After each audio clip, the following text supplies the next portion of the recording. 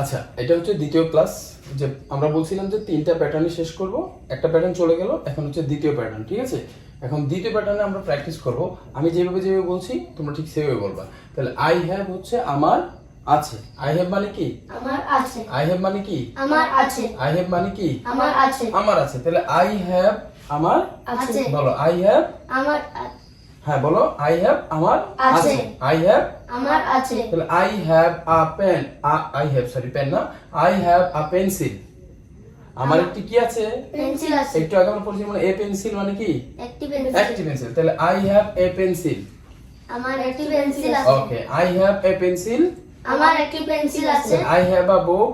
আমার একটি বই আছে। I have a house. আমার একটি বাড়ি আছে। I have a mug. আমার একটি মগ আছে। I have a laptop. আমার একটি ল্যাপটপ আছে। I have a table. আমার একটি টেবিল আছে। I have a school.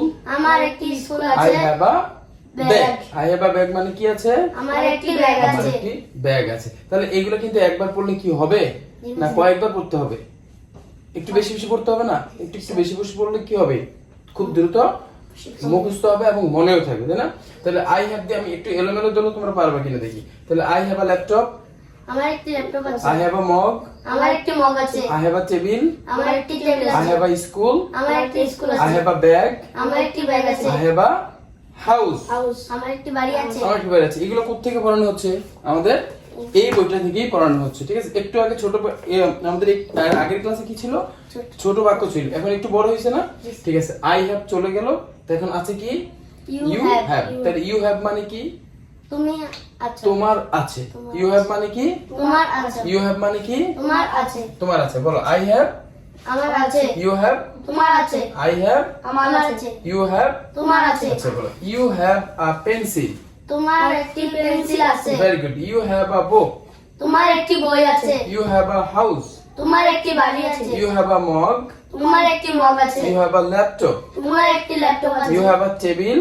তোমার একটি টেবিল আছে। You have a school. তোমার একটি স্কুল আছে। You have a bag. তোমার একটি ব্যাগ আছে। Good. তাহলে I have. আমার আছে। I have. আমার আছে। You have. তোমার আছে। Okay. He has. তার আছে. He has. তার আছে। He has. তার আছে। He has. তার আছে। এখানে he এর জায়গায় যদি আমরা she লিখি তাহলে কি ভুল হবে?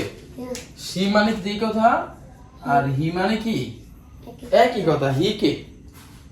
he হচ্ছে পুরুষ আর she হচ্ছে নারী, মহিলা। ওকে, তাহলে he has তার আছে, আর তাহলে she has তার আছে। he has তার আছে। she has তার আছে। আমি যদি বলি he has a pencil তার একটি পেন্সিল আছে। তাহলে he has a book. তার একটি বই আছে। she has a house. তার একটি বাড়ি আছে। she has a mug.